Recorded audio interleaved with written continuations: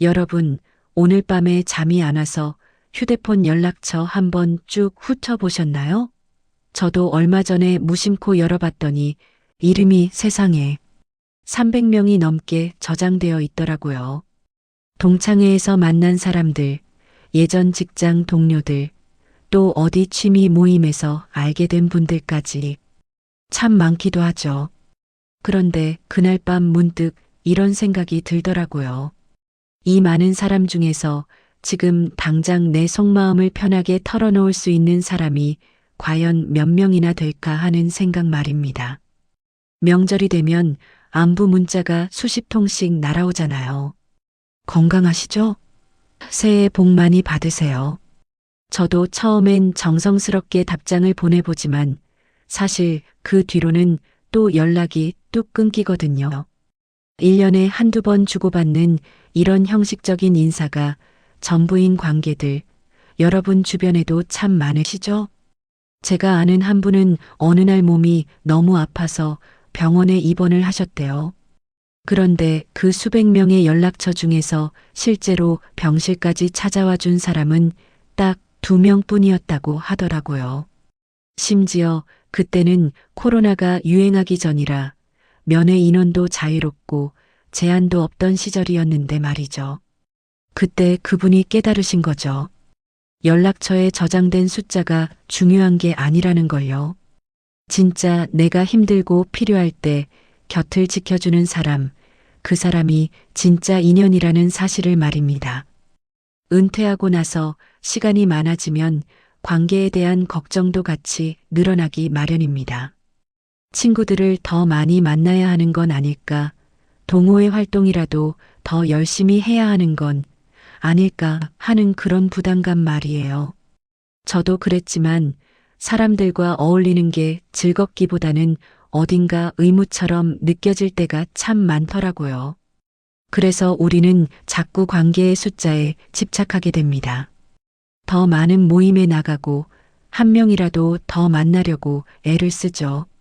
요즘은 카카오톡에 친구가 몇 명인지 확인하고 누가 내 소식에 반응해주나 신경 쓰기도 하잖아요. 이게 다 외롭지 않으려고 하는 우리들의 자연스러운 몸부림이거든요. 하지만 이런 노력이 오히려 더 큰 허무함을 가져올 때가 많더라고요. 사람들과 북적거리며 어울리고 돌아온 날 밤에 집에 혼자 앉아 있으면 더 외로운 느낌이 드는 그런 경험 말이에요. 분명 하루 종일 사람들 틈에 있었는데도 마음 한구석은 텅 빈 것 같은 기분. 느껴보신 적 있으시죠?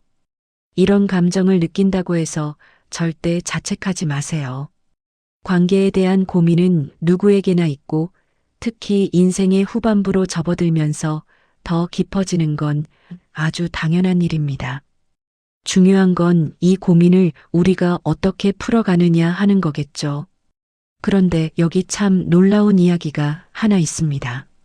금쪽 같은 내 새끼, 결혼지옥으로 유명한 정신건강의학과 전문의 오은영 박사님이 한 방송에서 이런 말씀을 하시더라고요.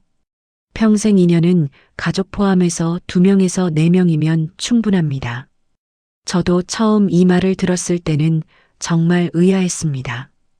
고작 2명에서 4명이라니 너무 적은 거 아닌가 싶었거든요. 하지만 이게 다 근거가 있는 이야기였습니다. 많은 사람과 친해지지 못했다고 해서 실패한 삶이 아니라는 것, 그리고 소수의 진짜 인연만 있어도 충분히 풍요로운 인생을 살 수 있다는 걸 알게 된 거죠. 숫자에 대한 그 지긋지긋한 강박에서 드디어 벗어날 수 있게 된 겁니다. 우리가 평생 쌓아온 관계들을 한번 돌아보세요. 정말 중요했던 순간에 함께했던 사람은 결국 손에 꼽을 정도잖아요. 결혼식 때 진심으로 축하해준 사람, 부모님 장례식 때 끝까지 남아서 내 곁을 지켜준 사람, 그리고 정말 힘들 때 아무 말 없이 내 손 잡아준 사람들. 그 숫자는 많지 않았을지 몰라도 그 인연의 무게는 결코 가볍지 않았습니다. 어떻게 소수의 관계만으로도 충분히 행복할 수 있는 걸까요? 이 복잡한 인간관계의 고민에서 벗어날 수 있는 확실한 방법이 정말 있을까요? 답은 생각보다 참 간단합니다. 진짜 인연과 가짜 인연을 구별하는 것, 그리고 그 진짜 인연에만 내 에너지를 쏟는 거예요. 중요한 관계와 그렇지 않은 관계를 딱 나누는 용기, 그게 우리에게 필요합니다. 이게 바로 건강한 관계의 시작인 거죠. 오늘 영상에서는 이 모든 비밀을 제가 하나씩 풀어드리겠습니다. 왜 2명에서 4명이면 충분한지, 진짜 인연은 어떻게 구별해야 하는지, 그리고 소수의 관계로도 풍요로운 삶을 사는 방법까지 오늘 영상 끝까지 보시면 여러분도 관계에 대한 그 무거운 부담에서 벗어나실 수 있을 겁니다. 많은 사람을 만나야 한다는 강박, 장례식장에 사람이 많이 와야 한다는 그 걱정들. 이제 다 내려놓으셔도 됩니다. 특히 남은 인생을 누구와 어떻게 보낼지 고민하시는 분들께 오늘 이야기가 큰 도움이 될 겁니다. 오늘 주제가 마음에 드신다면 구독과 좋아요 한 번씩 부탁드립니다. 여러분의 작은 응원이 제가 더 깊고 진심 어린 이야기를 나누는데 큰 힘이 됩니다. 그럼 지금부터 본격적으로 함께 알아보겠습니다. 첫 번째, 인연 늘리기가 불행의 시작인 이유를 말씀드립니다. 사실 우리 주변을 보면 많은 분이 장례식장 걱정을 참 많이 하십니다. 나중에 내가 떠날 때 빈소가 너무 썰렁하면 어쩌나 하는 불안감 말이에요. 사람이 너무 없으면 왠지 내가 인생을 쓸쓸하게 잘못 산 것처럼 보일까봐 그게 참 두려운 거죠. 그래서 평소에 몸이 고단해도 더 많은 사람을 만나려고 애쓰고 마음에도 없는 모임에 억지로 빠지지 않으려 노력하곤 합니다. 제 지인 중에 한 60대 남성분이 계셨는데요. 이분은 직장 생활하실 때 정말 인맥 관리에 정성을 다하셨던 분입니다. 주말마다 골프 모임 나가고 동창회란 동창회는 다 찾아다니셨죠. 명함첩에는 수백 장의 명함이 꽉 차 있었고 연말이면 선물 보낼 곳만 수십 군데나 됐다고 해요. 그렇게 관리한 인맥들이 나중에 은퇴하고 나면 큰 힘이 되어줄 거라 믿었던 겁니다. 그런데 막상 은퇴를 하고 나니까 어땠을까요? 정말 허무하게도 먼저 연락해오는 사람이 거의 없더랍니다. 처음엔 본인이 먼저 용기를 내서 연락도 해봤지만 상대방 반응이 참 시큰둥하더래요. 어쩌다 약속이 잡혀서 밥을 한 끼 먹어도 예전 같은 기분이 아니고 대화도 겉돌기만 하니 얼마나 어색했겠어요. 그때야 비로소 깨달으신 거죠. 직장이라는 공통 분모가 사라지자마자 그 많던 인연들이 사실은 한낱 먼지 같은 허상이었다는 것을 말입니다. 여러분, 이건 개인의 문제가 아니에요. 우리 인간의 본성이 원래 그렇습니다. 진화 심리학에서는 이걸 관계 피로감이라고 부르는데요. 우리 뇌는 원래부터 약 150명 정도의 관계만 유지할 수 있도록 설계되어 있다고 합니다. 이걸 학계에서는 덤바의 수라고 부르죠. 그런데 이 150명조차도 대부분은 그저 얼굴이나 아는 그저 그런 관계일 뿐입니다. 영국의 인류학자 로빈 덤바 교수의 연구를 보면 150명 중에서 실제로 가깝다고 느낄 만한 관계는 50명 정도고요. 그 중에서도 진짜 친밀한 사람은 15명, 그리고 내 속을 다 보여줄 수 있는 정말 깊은 관계는 딱 5명 정도에 불과하다는 겁니다. 결국 우리가 평생 진짜 깊은 유대를 맺고 갈 수 있는 사람은 10손가락, 아니 5손가락 안에 꼽을 정도라는 뜻이죠. 그런데도 왜 우리는 그렇게 숫자에 집착하며 살았을까요? 그건 우리 사회가 우리에게 잘못된 믿음을 심어줬기 때문입니다. 친구가 많아야 성공한 거다, 사람이 북적거려야 잘 사는 거다 하는 그런 착각들 말이에요. 마치 학교 다닐 때 시험 성적 매기듯이 내 관계도 숫자로 평가받아야 한다고 생각하게 된 거죠. 오히려 행복을 결정하는 진짜 열쇠는 깊은 관계가 몇 개나 있느냐 하는 질적인 부분에 있었습니다. 또 한 가지 문제는요. 너무 많은 관계를 유지하려고 애쓰다 보면 정작 정말 소중한 사람에게 소홀해진다는 거예요. 100명의 지인한테 형식적인 안부 문자 보내느라 정말 보고 싶은 친구 한 명과 깊은 대화 나눌 시간을 다 놓쳐버리거든요. 여기저기 모임 쫓아다니느라 사랑하는 가족과 손잡고 산책할 시간까지 빼앗기게 되는 거죠. 제가 아는 한 70대 할머니의 이야기가 참 가슴에 남습니다. 평생 사회활동을 정말 열심히 하셨대요. 봉사단체니 친목회니 몇 개씩 참여하면서 참 바쁘게 사셨죠. 그렇게 사는 게 보람이라고 믿으셨거든요. 그런데 남편분이 갑자기 쓰러지고 나서야 깨달으셨답니다. 그 수많은 모임보다 남편과 단둘이 집 앞을 산책하던 그 짧은 시간들이 훨씬 더 소중했다는 것을요. 여러분, 장례식장에 손님이 많이 오는 건 전혀 중요한 게 아닙니다. 내가 세상을 떠나는 날, 정말 나를 위해 슬퍼하며 진심 어린 눈물 한 방울 흘려줄 사람이 단 한 명이라도 있다면 그 인생은 충분히 성공한 거예요. 형식적으로 조의금 내러온 100명보다 내 빈자리를 진심으로 애도하는 한 명이 우리 삶에는 훨씬 더 큰 의미가 있습니다. 인맥은 결코 성적표가 아닙니다. 몇 명을 아느냐가 아니라 누구를 얼마나 깊이 알고 있느냐가 인생의 품격을 결정하죠. 이걸 깨닫는 순간 여러분은 관계의 무거운 짐을 내려놓으실 수 있을 거예요. 이제 더 이상 숫자를 세지 마세요. 내 진심을 알아주는 단 한 명의 진짜 친구만 있다면 여러분은 이미 세상 그 누구보다 풍요로운 인생을 살고 계신 겁니다. 두 번째, 인간이 교감할 수 있는 최적의 인원이 몇 명인지 알고 계시나요? 여러분, 명절이 되어서 자식들이 다 모이면 참 좋으시죠? 그런데 한편으로는 마음 한구석이 어딘가 좀 어색하고 불편하기도 하실 겁니다. 오랜만에 보는 얼굴들이라 반가운데 막상 무슨 이야기를 해야 할지 또 어떻게 대화를 이어가야 할지 막막한 순간들이 있을 테니까요. 서로 사느라 바쁘다 보니 이제는 가족인데도 왠지 낯선 사람처럼 느껴질 때가 종종 생깁니다. 특히 식사 마치고 다 같이 거실에 둘러앉아 있을 때가 제일 어색하죠. 자식들은 각자 휴대폰만 들여다보고 있고 며느리나 사위한테는 혹시라도 실언할까봐 조심조심 선을 지키게 되잖아요. 손주들은 자기들 세상에 빠져서 대화가 안 통하고 평생 같이 산 남편하고는 이미 할 말 다 떨어진 지 오래고요. 분명 가족들이 북적북적 모였는데 이상하게 나만 혼자 뚝 떨어진 것 같은 그런 외로운 기분. 느껴보신 적 있으시죠? 이런 상황이 오면 우리는 자꾸 나 자신을 탓하게 됩니다. 내가 자식 교육을 잘못했나? 나한테 무슨 문제가 있어서 가족들하고도 소통이 안 되나?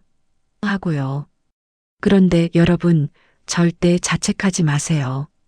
이건 여러분 잘못이 아니라 사실 지극히 정상적인 현상입니다. 영국의 유명한 정신분석가 도널드 위니콧은 아주 중요한 이야기를 했습니다. 바로 혼자 있을 수 있는 능력이 건강한 인간관계의 뿌리가 된다는 겁니다.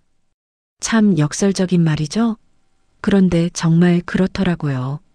혼자 있을 때 마음이 편안하고 충만한 사람이 다른 사람과 만났을 때도 건강하고 좋은 관계를 맺을 수 있다는 뜻입니다. 위니콧은 우리가 어릴 때 엄마라는 따뜻한 울타리 안에서 혼자 편안하게 놀아본 경험이 있어야 어른이 되어서도 건강하게 독립할 수 있다고 했어요. 항상 누구와 꼭 붙어 있어야 마음이 놓이는 게 아니라 혼자 있을 때도 불안하지 않은 상태.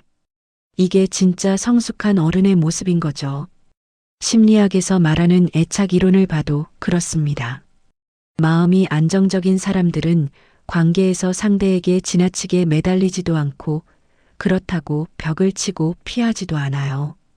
적당한 거리를 유지하면서도 필요할 때는 또 깊게 연결될 수 있는 아주 유연한 능력을 갖춘 거죠. 실제로 고려대학교에서 65세 이상 어르신들을 대상으로 연구를 해봤더니요. 관계 만족도가 가장 높은 분들의 공통점이 딱 두 가지였습니다. 바로 소수의 깊은 관계가 있다는 것, 그리고 혼자 있는 시간을 즐길 줄 안다는 것이었어요. 수많은 사람과 얕게 사귀는 것보다 정말 마음 통하는 몇 명과 깊게 교류하고 나머지 시간은 오롯이 나 자신을 위해 쓰는 분들이 가장 행복하더라는 겁니다. 독일의 철학자 쇼펜하우어는 이런 말을 남겼습니다. 고독을 사랑하지 못하는 자는 자유를 사랑하지 못한다. 왜냐하면 인간은 혼자 있을 때만 진정으로 자유롭기 때문이다. 나이가 들수록 이 말이 가슴에 더 깊게 박히더라고요. 젊을 때는 사람들과 어울려 떠드는 게 즐거움인 줄 알았지만 이제는 나만의 고요한 시간이 얼마나 귀하고 소중한지 알게 된 거죠. 여러분, 혼자 있는 것과 외로운 것은 하늘과 땅 차이입니다. 혼자 있어도 마음이 꽉 찬 사람이 있고 수만 명 속에 있어도 가슴이 뻥 뚫린 것처럼 외로운 사람이 있어요. 결국 문제는 사람 숫자가 아니라 관계의 질입니다. 겉도는 관계가 100개 있는 것보다 내 영혼의 밑바닥까지 나눌 수 있는 인연 하나가 수만 배 더 가치 있는 법입니다. 오은영 박사님이 말씀하신 2명에서 4명이라는 숫자는 단순히 적게 사귀라는 뜻이 아니에요. 그 정도의 깊은 관계만 잘 지켜내도 인간은 충분히 행복할 수 있다는 응원의 메시지입니다. 오히려 그 숫자를 넘어서서 억지로 인연을 만들려고 애쓰다 보면 정작 내 소중한 에너지만 분산되고 마음만 피곤해질 뿐이죠. 이번 명절에 가족들이 모였을 때 좀 어색하더라도 너무 애쓰지 마세요. 자식들도 각자의 삶이 있고 각자의 고민이 있는 거잖아요. 억지로 친한 척, 화목한 척 연출할 필요 없습니다. 그저 있는 그대로를 인정하고 적절한 거리를 지키면서 서로를 존중해 주는 것. 그게 바로 가장 성숙하고 아름다운 가족의 모습입니다. 그러니 이제 혼자 있는 시간을 두려워하지 마세요. 그 시간은 버려지는 시간이 아니라 내가 나 자신과 깊이 데이트하는 세상에서 가장 소중한 시간입니다. 책 한 권 읽고 좋아하는 음악 듣고 조용히 산책하면서 내 마음과 대화하는 것. 그 어떤 화려한 사교 모임보다 여러분의 영혼을 훨씬 더 풍성하게 채워줄 겁니다. 세 번째, 가짜 인연을 구별하는 법을 알려드립니다. 경조사 시즌만 되면 꼭 연락이 오는 사람들이 있습니다. 평소에는 안부 전화 한 통 없다가 자기 자식 결혼한다고 하거나 회가변 초대장이 나갈 때쯤 되면 어김없이 전화가 오죠. 아유, 오랜만이야. 잘 지내지? 별일은 아니고 오랜만에 밥이나 한 끼 하러 와. 하지만 참 희한하죠? 그날이 지나고 나면 또 언제 그랬냐는 듯 연락이 뚝 끊깁니다. 1년에 한두 번 딱 자기 필요할 때만 나타나는 이런 관계들. 여러분 주변에도 한두 명씩은 꼭 있으실 거예요. 또 어떤 사람들은 만나기만 하면 자기 이야기만 늘어놓습니다. 자식 자랑부터 시작해서 손주가 얼마나 똑똑한지, 이번에 땅값이 얼마나 올랐는지. 끝이 없죠. 내 이야기를 좀 해보려고 하면 대충 듣는 척하다가 다시 자기 이야기로 쏙 돌아가 버립니다. 이런 분들 만나고 돌아오는 길에는 기분이 좋기는커녕 왠지 모르게 진이 빠지고 지치는 느낌이 들지 않으세요? 내가 그 사람한테 과연 어떤 존재인가 하는 회의감까지 들기도 하고요. 한 65세 여성분의 이야기가 생각나네요. 젊은 시절부터 아주 오래 알고 지낸 친구가 하나 있었는데 그 친구는 항상 자기가 필요할 때만 연락을 했대요. 돈을 좀 빌려달라거나 모임에 인원이 부족하니 꼭 좀 나와달라거나 하는 식이었죠. 이분은 워낙 마음이 고우셔서 오랜 친구니까 내가 도와야지 하고 매번 그 부탁을 다 들어주셨다고 해요. 하지만 세월이 흐르면서 아주 이상한 점을 발견하셨답니다. 정작 본인이 힘들 때는 그 친구가 곁에 없었다는 거예요. 남편이 아파서 병수발하느라 마음이 무너질 때도, 자식 문제로 속이 타들어갈 때도 그 친구는 내가 요즘 좀 바빠서 미안해라며 쏙 빠져나가 버리더래요. 그때야 깨달으신 거죠. 이건 우정이 아니라 일방적인 착취였구나 하고 말입니다. 심리학에서는 이런 관계를 기생적 관계라고 부릅니다. 한쪽은 끊임없이 주기만 하고 다른 쪽은 당연한 듯 받기만 하는 불균형한 관계죠. 겉으로 보기엔 좋은 우정 같지만 사실은 한 사람의 에너지를 갉아먹는 관계일 뿐입니다. 퍼주는 사람은 점점 메말라가고 받는 사람은 고마운 줄도 모르게 되는 참 안타까운 상황인 거죠. 프랑스의 농업공학자 막시밀리안 링겔만이 재미있는 실험을 하나 했습니다. 줄다리기를 할 때 사람이 많아질수록 개개인이 내는 힘은 오히려 줄어든다는 사실을 발견했어요. 이걸 링겔만 효과라고 부릅니다. 인간관계도 이와 똑같습니다. 아는 사람이 너무 많으면 책임감이 분산돼요. 정작 내가 정말 힘들 때 누가 도와주겠지 하고 다들 구경만 하지 진심으로 손 내미는 사람은 없게 되는 겁니다. 실제로 위기를 겪어본 분들은 공감하실 거예요. 주변에 사람이 바글바글하다고 해서 도움을 받기 쉬운 게 아니더라고요. 오히려 단 한 명의 진정한 인연에게 도움을 청했을 때 그 사람은 책임감을 느끼고 자기 일처럼 나서주거든요. 가짜 인연의 특징은 의외로 명확합니다. 첫째, 딱 자기 필요할 때만 나타납니다. 내가 쓸모 있을 때는 세상에 둘도 없는 단짝처럼 굴다가 내가 줄 게 없으면 소리 소문 없이 사라지죠. 둘째, 대화가 일방적입니다. 내 마음을 궁금해하기보다 자기 사정을 늘어놓기 바쁩니다. 셋째, 관계가 아주 얕습니다. 깊은 아픔이나 진지한 고민은 나누려 하지 않고 겉도는 이야기만 하죠. 서울대학교 사회학과에서 60대 이상 어르신들의 관계를 분석해 봤더니요. 전체 인맥의 70%가 이런 약한 연결이었다고 해요. 진짜 의미 있는 강한 연결은 고작 30% 뿐이었죠. 그리고 정말 인생의 위기가 닥쳤을 때 나를 지탱해 준 건 그 70%의 지인들이 아니라 30%의 아주 소중한 사람들이었습니다. 가짜 인연을 구별하는 아주 간단한 방법 하나 알려드릴까요? 내가 지금 초라해졌을 때도 이 사람이 내 곁에 있을까? 를 한번 생각해 보는 겁니다. 내가 잘 나갈 때 박수 쳐줄 사람은 세상에 널려 있습니다. 하지만 내가 실패했을 때, 내가 아무것도 아닐 때도 내 곁에서 묵묵히 자리를 지켜주는 사람은 정말 드뭅니다. 바로 그 사람이 진짜 인연인 거죠. 또 하나, 내가 아무것도 해주지 못하는데도 이 관계가 유지되는지 보세요. 내가 돈이 없고 힘이 없고 더 이상 줄 만한 정보도 없을 때 찾아오는 사람. 그 사람이 바로 여러분의 조건이 아니라 여러분 그 자체를 사랑하는 진짜 친구입니다. 가짜 인연을 정리하는 걸 너무 미안해하거나 냉정하다고 생각하지 마세요. 이건 여러분의 한정된 시간과 에너지를 지키는 아주 중요한 일입니다.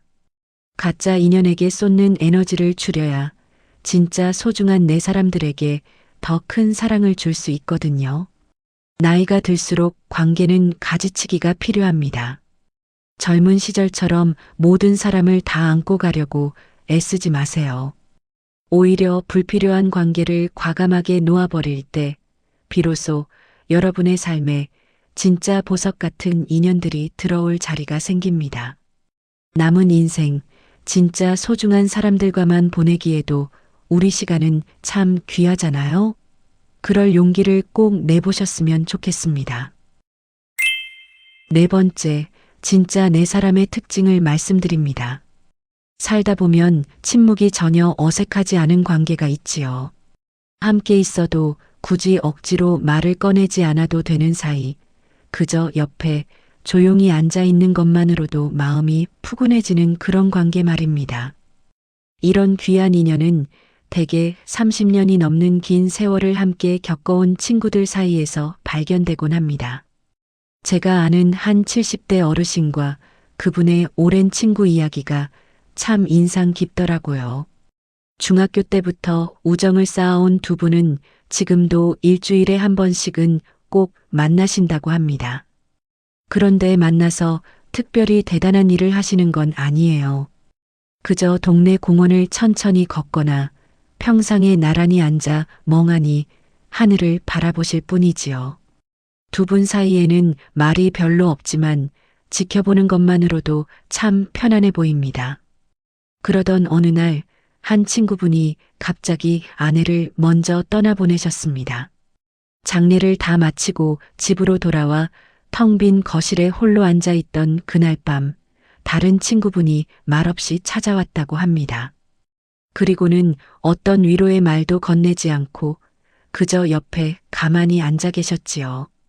새벽까지 그렇게 함께 앉아 있다가 조용히 일어나 돌아가셨는데 훗날 그 어르신이 이렇게 말씀하시더라고요. 그날의 침묵이 세상 그 어떤 위로의 말보다 더 큰 힘이 되었다고 말입니다. 이것이 바로 진짜 인연이 가진 가장 큰 특징입니다. 말이 많지 않아도 또 자주 만나지 못해도 그저 서로의 존재만으로 든든한 버팀목이 되어주는 관계이지요. 뇌과학적으로 봐도 이런 관계는 아주 특별합니다. 오랜 시간 마음을 나눈 사람들 사이에는 거울 뉴런이라는 것이 강하게 작동해서 굳이 말로 설명하지 않아도 상대의 감정을 고스란히 느낄 수 있게 되거든요. 깊은 유대를 가진 사람들은 서로의 뇌파까지 닮아간다고 합니다. 마치 하나의 리듬으로 함께 춤을 추듯이 두 사람의 뇌가 같은 패턴으로 작동한다는 것이지요. 우리가 흔히 말하는 마음이 통한다는 표현이 과학적으로도 증명된 셈입니다. 또한 이런 깊은 관계는 우리 몸에서 세로토닌과 옥시토신이라 불리는 행복 호르몬을 뿜어내게 합니다. 이 호르몬들은 스트레스를 줄여주고 면역력을 높여주니 결국 마음이 통하는 진짜 친구 한 명만 곁에 있어도 우리는 훨씬 더 건강하게 오래 살 수 있다는 뜻이지요. 진짜 내 사람이라고 부를 수 있는 분들의 첫 번째 특징은 나를 조건 없이 받아들여 준다는 점입니다. 내가 사회적으로 성공했을 때만이 아니라 실패해서 초라해졌을 때도 변함없이 대해줍니다. 남들에게는 멋진 가면을 쓰고 대하더라도 이런 사람 앞에서는 그 가면을 벗고 내 민낯을 그대로 보여줄 수 있지요. 두 번째 특징은 굳이 설명하지 않아도 내 마음을 알아차려 준다는 것입니다. 내가 힘든 일이 있을 때 구구절절 설명하지 않아도 내 표정 하나, 말투 하나로 내 고통을 읽어냅니다. 기쁜 일이 생기면 나보다 더 기뻐하며 진심으로 축하해 주기도 하지요. 이건 단순히 오래 알고 지냈다고 생기는 게 아니라 평소에 진심으로 상대에게 깊은 관심을 두고 있을 때만 가능한 일입니다. 세 번째는 서로 간의 거리감이 아주 적절하다는 것입니다. 너무 가까이 다가와서 부담을 주지도 않고 그렇다고 너무 멀리 떨어져서 소원하게 만들지도 않습니다. 서로의 인생을 존중하면서도 필요할 때는 언제든 손을 뻗을 수 있는 거리를 유지하지요. 긴 세월 동안 수많은 시행착오를 겪으며 자연스럽게 만들어진 완벽한 균형이라고 할 수 있습니다. 연세대학교 심리학과에서 20년 동안 같은 사람들을 추적 조사한 연구가 있었습니다. 끝까지 건강하게 유지된 관계들의 공통점이 무엇인지 살펴보니 바로 상호성과 존중이었습니다. 어느 한쪽만 일방적으로 희생하는 게 아니라 서로 주고받는 마음이 있어야 하고 무엇보다 서로의 차이를 인정하며 존중해 줄 때 그 관계가 평생 이어진다는 사실을 확인해 준 것이지요. 여러분, 진짜 인연은 억지로 만들어낼 수 있는 게 아닙니다. 오랜 시간 함께 웃고 함께 울고 때로는 서운해서 다투기도 하다가 다시 화해하는 그 켜켜이 쌓인 세월이 있어야 비로소 완성되는 법입니다. 그래서 우리가 나이가 든 후에 새로운 진짜 친구를 만들기가 그토록 어려운 것이기도 하지요. 지금 여러분 곁에 남아있는 그 몇 안 되는 인연들이 무엇보다 소중한 이유가 바로 여기에 있습니다. 내가 가장 초라할 때 묵묵히 옆자리를 지켜주는 단 한 사람, 그 사람이 바로 여러분의 평생 인연입니다. 성공해서 축배를 들 때 찾아오는 사람은 많지만 내가 실패해서 쓴 소주를 마실 때 같이 잔을 부딪혀주는 사람은 드뭅니다. 여러분이 아무것도 아닐 때도 여러분의 손을 놓지 않는 사람, 만약 그런 분이 한 명이라도 있다면 절대로 놓치지 마시고 평생 소중히 간직하시기 바랍니다. 5번째, 가까운 인연을 오래 유지하는 법을 알고 계신가요? 우리는 흔히 가까운 사이일수록 선을 넘기가 참 쉽습니다. 오랜 친구니까 또 가족이니까 무엇이든 다 이해해 주겠지 하는 마음에 함부로 말을 내뱉기도 하지요. 하지만 여러분, 실제로는 가까운 사이일수록 더 조심하고 예의를 갖춰야 합니다. 한 번 넘은 선은 다시 긋기가 참 어렵고 한 번 깊게 상한 마음은 좀처럼 회복되지 않기 때문이지요. 제가 아는 한 60대 어르신의 이야기가 생각납니다. 무려 40년을 함께한 절친한 친구가 한 분 계셨다고 해요. 서로 모르는 비밀이 없을 정도로 막역한 사이라고 믿으셨죠. 그런데 어느 날 그 친구분에게 자식 문제로 남모를 고민을 털어놓으셨는데 얼마 지나지 않아 주변 사람들이 그 이야기를 다 알고 있다는 걸 알게 되셨습니다. 친구분께 서운함을 담아 물었더니 그저 나쁜 뜻은 없었다. 너를 도와줄 방법을 찾으려 다른 사람에게 조언을 구한 것뿐이다라고 대답하더랍니다.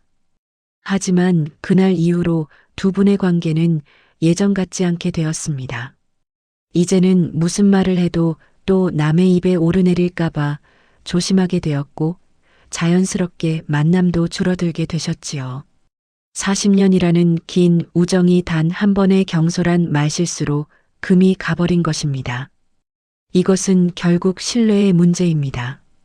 관계를 지탱하는 가장 중요한 기둥은 바로 신뢰인데 비밀이 새어나가는 순간 그 기둥은 뿌리째 흔들리고 맙니다. 아무리 가까운 사이라 해도 상대가 나에게만 털어놓은 이야기는 무덤까지 가져가야 할 비밀로 간직해 주어야 합니다. 그것이 인연에 대한 최소한의 도리이지요. 독일의 철학자 쇼펜하우어는 인간관계를 호저의 딜레마라는 아주 유명한 비유로 설명했습니다. 추운 겨울날 고슴도치들이 추위를 피하려고 서로에게 다가갑니다. 하지만 너무 가까워지면 서로의 가시에 찔려 아픔을 느끼지요. 그래서 다시 멀어지면 또 추워집니다. 결국 고슴도치들은 서로의 온기를 느끼면서도 가시에 찔리지 않을 정도의 적절한 거리를 찾아내게 됩니다. 우리의 인간관계도 이와 똑같습니다. 너무 가까우면 간섭이 되어 부담스럽고 너무 멀면 남처럼 소원해지지요. 각자에게 맞는 적절한 거리가 반드시 필요합니다. 이 거리는 사람마다 다르고 시간이 흐르며 변하기도 하지만 중요한 것은 상대의 영역을 침범하지 않고 그 거리를 존중해주는 태도입니다. 쇼펜하우어는 또 이런 말도 남겼습니다. 사람은 난로 주위에 모인 사람들과 같다. 너무 가까이 가면 타고 너무 멀리 있으면 춥다. 관계에도 적당한 온도가 필요하다는 뜻이지요. 너무 뜨겁게 달아오르면 서로에게 상처를 주고 너무 차갑게 식으면 외로워집니다. 관계를 잘 지켜나가는 또 하나의 지혜는 상대에 대한 기대치를 조금 낮추는 것입니다. 가족이니까 당연히 이 정도는 해줘야지, 친구라면 내 마음을 알아줘야지 하는 생각은 실망의 씨앗이 되기 쉽습니다. 상대가 나에게 해주는 것을 당연하게 여기지 않고 각자 할 수 있는 만큼만 서로 나누는 것을 있는 그대로 받아들이는 성숙한 태도가 필요합니다. 또한 관계에도 사계절이 있다는 것을 인정해야 합니다. 늘 봄날처럼 따뜻할 수만은 없지요. 때로는 가까워졌다가도 때로는 잠시 멀어지는 것이 자연의 섭리와도 같습니다. 잠시 멀어진다고 해서 인연이 끝난 것이 아니니 다시 가까워질 여지를 남겨두는 넉넉한 마음도 지혜입니다. 가장 중요한 것은 서로에게 짐이 되지 않는 것입니다. 아무리 좋은 사이라도 너무 자주 만나면 서로에게 부담이 될 수 있습니다. 가끔 만나서 서로를 그리워할 수 있는 정도의 거리가 관계를 더 오래가게 만듭니다. 너무 자주 보면 서로의 단점만 눈에 들어오지만 적당한 간격을 두면 소중함이 생기고 그 만남이 더욱 귀하게 느껴지는 법이지요. 결국 좋은 관계란 많은 시간을 함께 보내는 것이 아니라 함께하는 시간의 질이 높은 관계입니다. 일주일에 한 번을 만나더라도 진심으로 마음이 통한다면 그것으로 충분합니다. 매일 얼굴을 마주해도 겉도는 이야기만 한다면 그것은 그저 공허한 시간일 뿐이지요. 여러분의 소중한 인연들과 따뜻한 난로 같은 적당한 거리를 유지하며 그 온기를 오래도록 간직하시길 바랍니다. 오늘 우리는 평생 인연이 왜 2명에서 4명이면 충분한지에 대해 긴 시간 함께 나누어 보았습니다. 관계의 숫자가 아니라 질이 얼마나 중요한지, 진짜 인연을 어떻게 구별하고 지켜나가야 하는지 함께 짚어보았지요. 인맥은 결코 성적표가 아닙니다. 장례식장에 사람이 가득 차는 것보다 진심으로 내 빈자리를 아파해줄 단 한 사람의 인연이 훨씬 더 큰 축복입니다. 혼자 있는 시간을 평온하게 즐길 줄 아는 분이야말로 다른 사람과도 가장 건강한 관계를 맺을 수 있다는 사실을 꼭 기억하셨으면 좋겠습니다. 적절한 거리를 지키면서도 필요할 때 깊게 연결되는 것, 그것이 바로 우리가 꿈꾸는 성숙한 관계의 모습이지요. 그리고 그 모든 관계의 중심에는 언제나 나 자신이 있어야 합니다. 내가 나를 귀하게 여겨야 남들도 나를 함부로 대하지 못하는 법입니다. 입을 닫으면 품격이 올라가고 귀를 열면 사람이 모인다고 했습니다. 말을 많이 하기보다 잘 들어주는 지혜를, 많은 사람을 알기보다 소수를 깊이 아끼는 마음을 간직하시길 바랍니다. 남은 인생, 진짜 소중한 분들과만 정답게 보내시길 진심으로 소망합니다. 여러분에게는 지금 마음을 나눌 평생 인연이 몇 분이나 계신지요? 혹은 혼자만의 시간을 어떻게 지혜롭게 보내고 계시는지요? 관계 때문에 아팠던 기억이나 여러분만의 지혜가 있다면 댓글로 편하게 나누어 주세요. 여러분의 이야기가 누군가에게는 큰 위로와 등불이 될 것입니다. 오늘의 이야기가 조금이라도 도움이 되셨다면 구독과 좋아요 부탁드립니다. 앞으로도 여러분의 노후가 더 편안하고 당당해질 수 있도록 정성을 담은 이야기로 찾아뵙겠습니다. 나이가 든다는 것은 관계를 정리하며 본질에 집중하는 과정인 것 같습니다. 너무 애쓰지 마세요. 이미 충분히 잘해오셨습니다. 2명에서 4명의 진짜 인연, 그리고 무엇보다 소중한 나 자신과 함께 따뜻한 날들을 보내시길 바랍니다. 오늘보다 내일이 조금 더 평온하시길 빌겠습니다. 지금까지 실버의 지혜였습니다.